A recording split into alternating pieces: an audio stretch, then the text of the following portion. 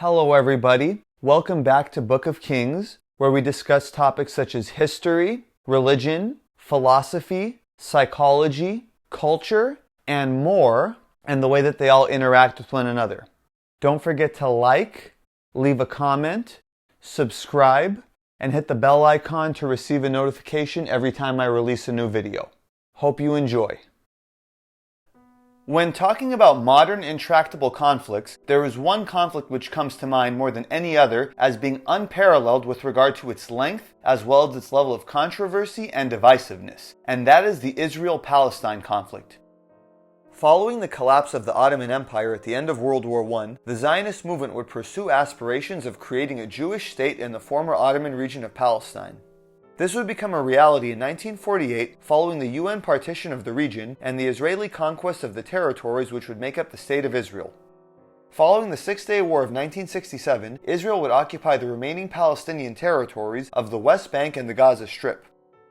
Following years of Israeli occupation, the Palestinians of the occupied territories would engage in an uprising known as the First Intifada. The uprising would eventually come to a close with peace agreements between Israel and the Palestinian Liberation Organization, known as the Oslo Accords, whereby the PLO would recognize the State of Israel, and Israel would recognize the PLO as the representatives of the Palestinian people, forming the Palestinian Authority, and would agree to enter into negotiations with them to find a permanent resolution to the conflict. This objective would ultimately fail, culminating in a second intifada, which would be characterized by conflict between Israel and Islamist groups, namely Hamas, before coming to a close with the Sharm el-Sheikh summit.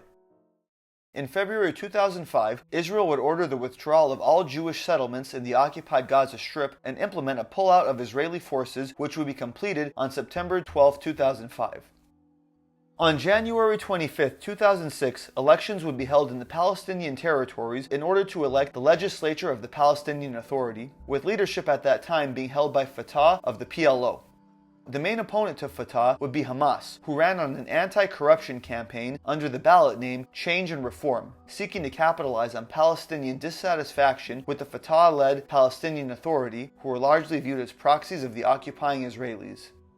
Hamas would emerge victorious in the elections, winning 44.5% of the vote and 74 of the 132 seats in the legislature, with the ruling Fatah party receiving 41.43% of the vote and 45 seats. Hamas member Ismail Haniyeh would be sworn in as prime minister on March 29, 2006. However, when the Hamas government was formed, the US, Russia, UN, and European Union would condition continued foreign aid to the Palestinian Authority on the future government committing to non-violence, recognizing the State of Israel, and accepting previous agreements, namely the Oslo Accords. Haniyeh would respond by stating in December of that year that, quote, "We will never recognize the usurper Zionist government and will continue our jihad-like movement until the liberation of Jerusalem," unquote. The United States and European Union would suspend all direct aid to the Palestinian Authority on April 7, 2006, and would shortly thereafter, on June 17, resume aid payments, creating a temporary international channel to bypass the Hamas-led Palestinian Authority and funnel funds directly to the offices of the Palestinian Authority and Fatah leader Mahmoud Abbas in the West Bank. Aid to the Palestinian Authority would officially resume after the formation of an emergency government by Mahmoud Abbas in June 2007, with sanctions being lifted. Conflict would erupt in Gaza in December 2006 when Fatah would resist handing over power to Hamas after Hamas executive authority would attempt to replace the Palestinian police as the principal authority in the Gaza Strip. Conflict would again break out between the two parties from June 10th to 15th, 2007, and on June 14th, Mahmoud would announce the dissolution of the newly elected Hamas-led government, declare a state of emergency, and then dismiss Ismail Haniyeh as prime minister, replacing him with Salam Fayyad, who would be given the task of building a new government, something which Hamas would reject, stating that Haniyeh would remain in office. The end result would be the Palestinian Territories being split, with the Palestinian Authority under Fatah retaining control of the West Bank and Hamas holding onto the Gaza Strip. Following Hamas's takeover of the Gaza Strip, Israel would place Gaza under an indefinite blockade on the grounds that Fatah, Israel's negotiation partner during the Oslo Accords, was no longer providing security. The blockade would prohibit many imports and nearly all exports and impede Gaza's economic development, allowing only enough goods to be imported to prevent a humanitarian crisis, with Israel and Egypt at the southern Rafah crossing restricting the entry and exit of individuals from Gaza, in addition to Israel controlling Gaza's power and sanitation services. Despite the withdrawal of Jewish settlements, the United Nations and human rights organizations such as the International Committee of the Red Cross consider Gaza to still be under Israeli military occupation as a result of what they consider, in effect, military control, something which Israel disputes, as Israel controls 6 of Gaza's 7 land border crossings, maintains a military presence at the Egypt-Gaza border, retains control of Gaza's airspace, engages in security activity in the sea off the coast of Gaza, reserves the right to re-enter Gaza whenever deemed necessary, and renders Gaza dependent upon Israel for water, electricity, sewage disposal, and sanitation, and will call the blockade illegal and a form of collective punishment, restricting essential goods and contributing to economic hardship. Hamas and other paramilitary groups such as Islamic Jihad would respond by more than doubling the monthly number of rockets fired into southern Israel. A 6-month truce would be brokered by Egypt, which would go into effect on June 19, 2008, which among the terms of the agreement stipulated that Israel would gradually ease the blockade of Gaza.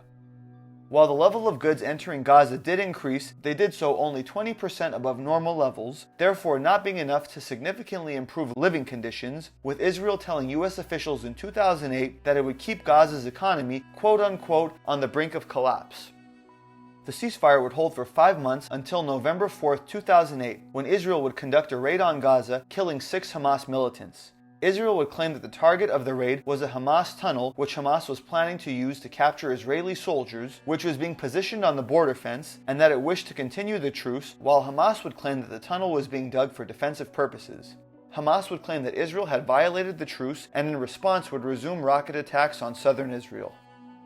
On December 13, 2008, as the ceasefire was approaching its expiration date of December 19, Israel would announce its desire to extend the ceasefire were Hamas to adhere to its conditions. Hamas would propose the conditions for accepting the ceasefire as being Israel lifting the blockade and banning military incursions into Gaza. However, attempts to renew the truce following its expiration date would be unsuccessful.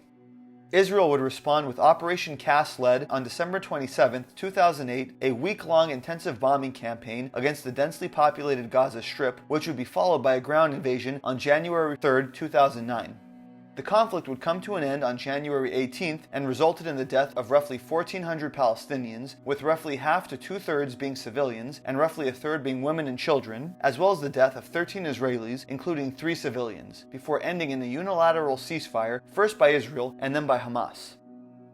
In September 2009, a UN special mission headed by South African Judge Richard Goldstone would produce a report known as the Goldstone Report, which would accuse both Israel and Hamas of war crimes and potential crimes against humanity, accusing Israel of quote-unquote disproportionate use of force and a deliberate disproportionate attack designed to punish, humiliate, and terrorize the civilian population, which was directed at the people of Gaza as a whole, and stated that Israel's blockade amounts to collective punishment, in addition to condemning Hamas's rocket attacks, stating that the rockets launched, quote-unquote, cannot be aimed with precision at military targets, and therefore constitute a quote-unquote deliberate attack against the civilian population, and called for those responsible to be brought to justice. On April 1, 2011, Goldstone would diverge from his previous judgment, stating that he did not believe it was Israel's explicit policy to target civilians. However, on April 14th, the other co-authors of the report would criticize Goldstone's disavowal of this portion of the report, stating that no new evidence had been collected which would conflict with the report's initial findings, and that the report was valid.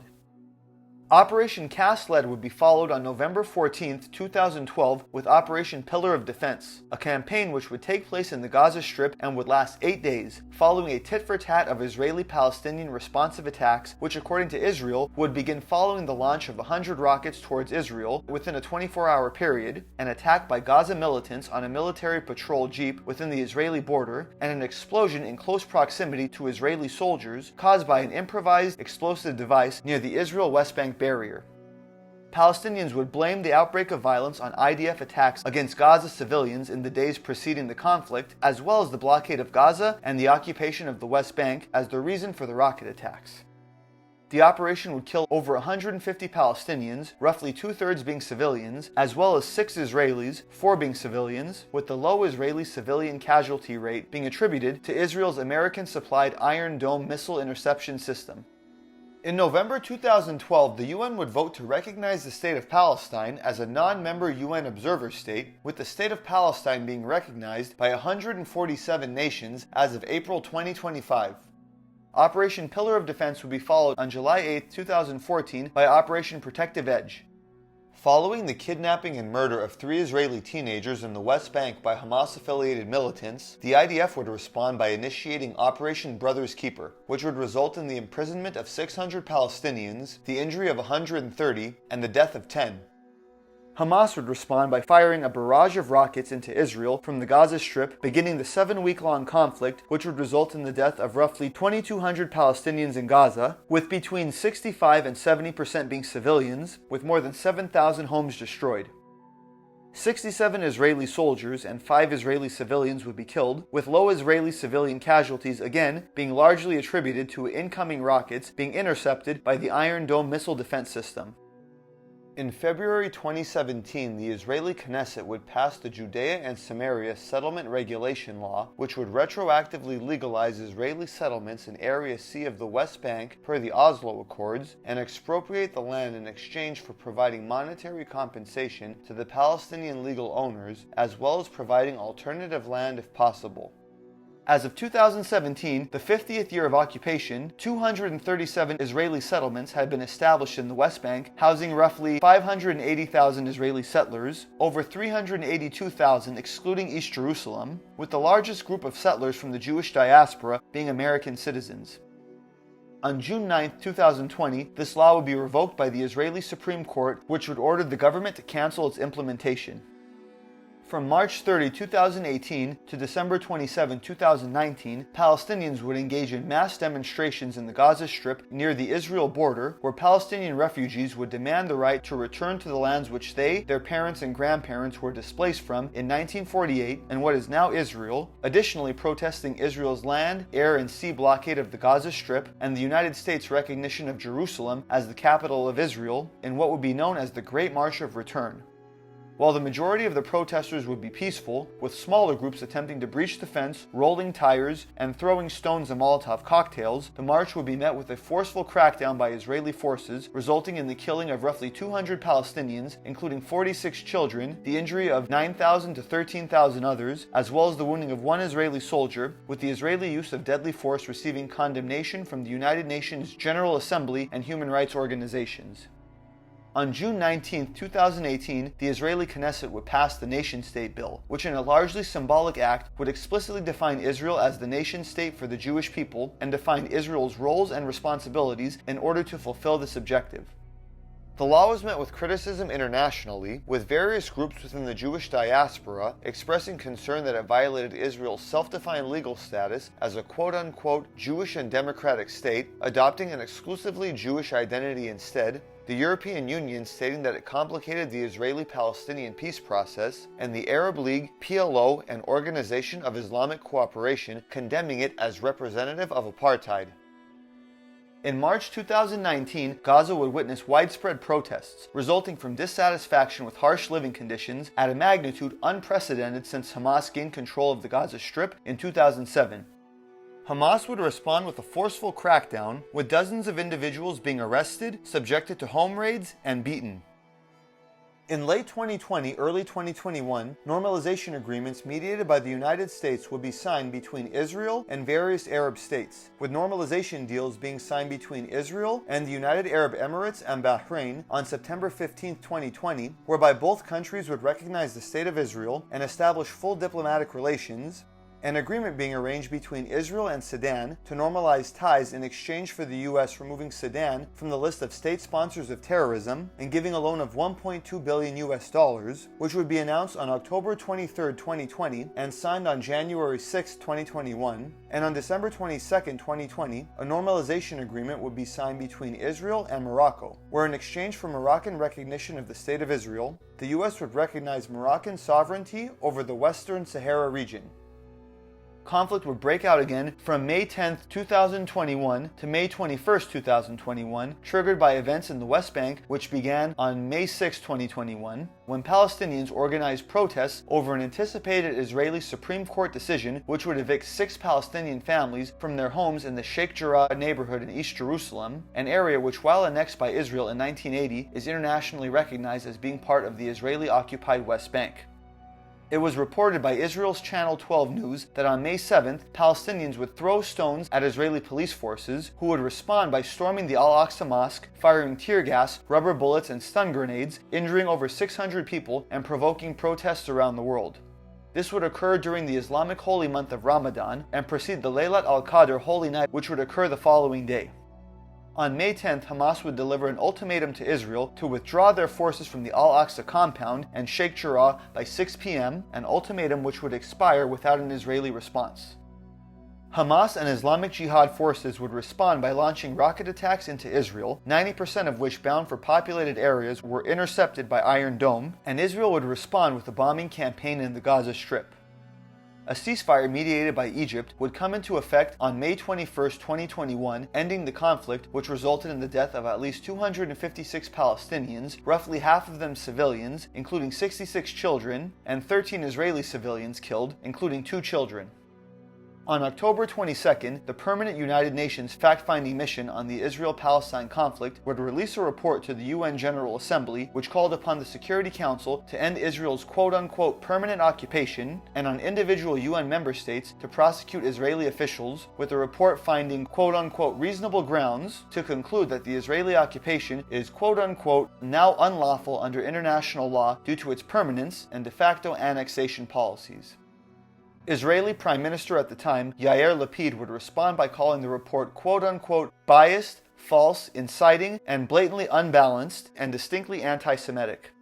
On October 7, 2023, Hamas would launch a surprise attack on Israeli towns in the Negev desert near the border with Gaza, resulting in the deaths of roughly 1,200 Israelis, over 700 of them civilians, and the capture of 250 hostages, with the stated objective of releasing them in exchange for Palestinians imprisoned by Israel. Hamas would proclaim in a statement that the attack was in response to quote-unquote Judaization plans for the Al-Aqsa Mosque, the expansion of Israeli settlements in the West Bank at a quote-unquote unprecedented level, including regular settler attacks against Palestinians,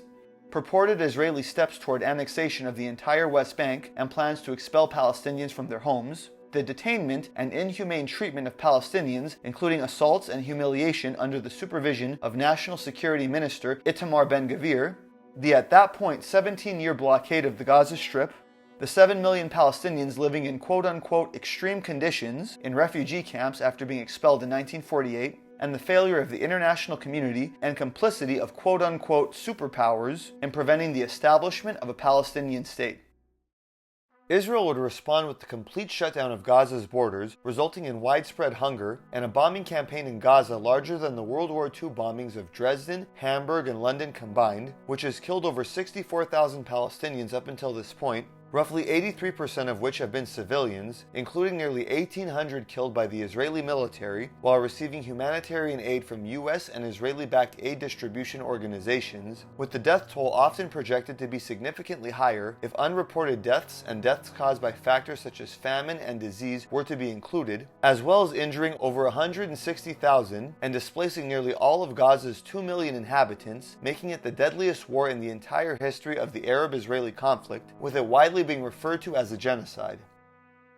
The war would additionally spread to neighboring countries, with Israel conducting a bombing campaign against Hezbollah in Lebanon, assassinating high-profile Hezbollah leadership such as longtime leader Hassan Nasrallah, invading and occupying parts of southern Lebanon, following back-and-forth exchanges between Israel and Hezbollah, resulting in the deaths of 2,720 Lebanese, primarily civilians, launching surprise airstrikes on Iran, beginning a 12-day war which would result in the death of over 1,000 Iranians and roughly 30 Israelis, as well as conducting airstrikes on the Houthis in Yemen, airstrikes and an invasion of Syria following the fall of Bashar al-Assad, significantly destroying Syria's military capabilities, occupying the buffer zone between the Israeli-occupied Golan Heights and Syria proper, and mandating that the Syrian military remain outside of southern Syria,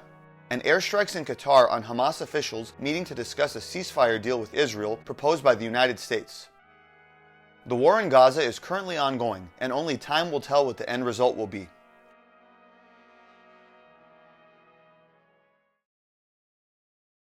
Thank you for watching. This has been another Book of Kings video. Don't forget to like, leave a comment, subscribe, hit the bell icon to receive a notification every time I release a new video. And if you enjoy Book of Kings content and would like to support the channel, feel free to donate to the Book of Kings Patreon account. Link is provided in the description.